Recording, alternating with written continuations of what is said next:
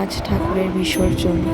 সকালে ঠাকুরকে ভোগ লাগানো হয়েছিল, এখন বিকালে সবাই মিলে এসেছে ঠাকুরকে বিসর্জন দিতে নিয়ে যাওয়ার জন্য। মনটা এত খারাপ করছিল আজকে সকাল থেকে, কিছুই ভালো লাগছিল না। তাও তো কি করার, ঠাকুরকে তো যেতে দিতেই হবে, তাহলেই তো ঠাকুর আবার আসবে। অবশ্য এটা ভেবেও ভালো লাগছে, কিছুদিন পর তো আবার দুর্গাপুজো, ঠাকুর তো তখন আবার মায়ের সাথে আসবে। সবাই এসে উপস্থিত হয়েছে। মা ঠাকুরকে সিঁদুর লাগিয়ে দিয়েছে, পান দিয়ে মুখটা মুছে দিয়েছে। যাওয়ার সময় আবার ঠাকুরের হাতে পুটলি করে আবার খাবারও দিয়ে দিয়েছে, পথে যেন যেতে খিদে পেলে খেতে পারে। ঠাকুরের হাতে মা একটা শালুতে করে পুটলি করে দিয়েছে খাবার, সেখানে ঠাকুরের মনের মতো যা পছন্দ করে খাবার সব আছে। এবার আমরা ঠাকুরকে পিছন দিকে করে বের করে নিয়ে যাচ্ছি। মনটা এত খারাপ করছিল, দুই চোখে জল চলে এসেছিল। মা তো কান্নাই করে দিল। আসলে ঠাকুর যখন আনি, ঠাকুরকে যখন বাসায় থাকে, মনে হয় এটা আমাদের ঘরের একজন মানুষ। আমাদের সব সুখে দুঃখে ঠাকুর আমাদের পাশে আছে। ঠাকুরের সাথে একটা কেমন জানি মনের মিল হয়ে যায়। এই বন্ধন যখন ভেঙে ঠাকুরকে বিসর্জন দিতে নিয়ে যেতে হয়, আসলে এই মনটা খুবই খারাপ লাগে। মনে হয় যেন আপন কোনো মানুষ চলে যাচ্ছে। সবাই তোড়জোড় করে নিচ্ছে, ভ্যান গাড়ি ঠিক করে এনেছে। সবাই ভ্যান গাড়ির মধ্যে বসে ঢাকঢোল বাজিয়ে আমরা ঠাকুরকে নিয়ে যাব নদীতে বিসর্জনে দেওয়ার জন্য।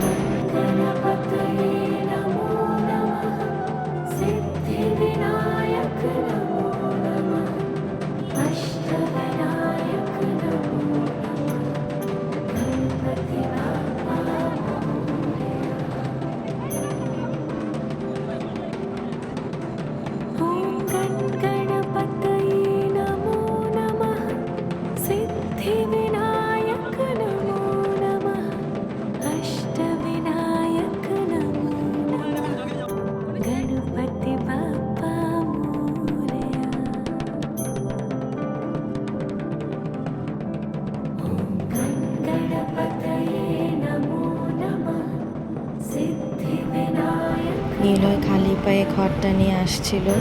ও হেঁটে হেঁটে আসছে ওর বন্ধুর সাথে, আমরা বাকি কয়েকজন ভ্যান গাড়িতে উঠে গিয়েছিলাম। ঘরটাও বিসর্জন দিতে হবে, আর এই পুজোটা শুরু করেছে ওই এই পুজোর সব তোড়জোড় শুরু থেকেই ওর খুব কাছের এই পুজো। প্রতিবার আমরা আলো থাকতে বিসর্জনের জন্য চলে আসি, কিন্তু এবারে একটু সন্ধ্যা হয়ে গেল। আসলে নীলয়ের বন্ধুরা আসতে একটু দেরি করেছিল। তারপর কেন জানি ঠাকুরকে যেতে দিতে ইচ্ছেই করছিল না। সব কিছুর মধ্যে কেন জানি এবার একটা অলসতা কাজ করছিল। যাই হোক, আমরা কষ্ট করে মনে পাথর চেপে ঠাকুরকে নিয়ে চলে আসলাম ঘাটে। এখন সবাই মিলে আমরা নৌকাতে উঠব, আর নদীর মাঝখানে গিয়ে ঠাকুরকে এখন বিসর্জন দিয়ে দেব।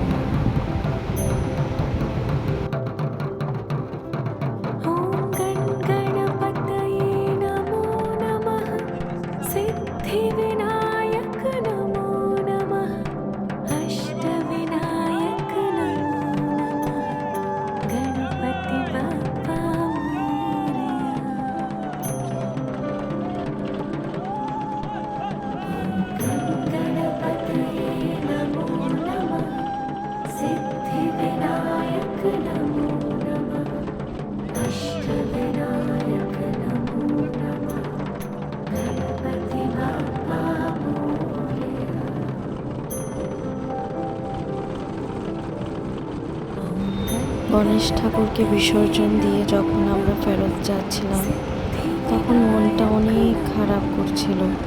সাথে ঠান্ডা ঠান্ডা বাতাস বয়ে যাচ্ছিল, নিচে জলের শব্দ। ঠাকুরকে আমরা শেষমেশ বিদায় দিয়েই দিলাম।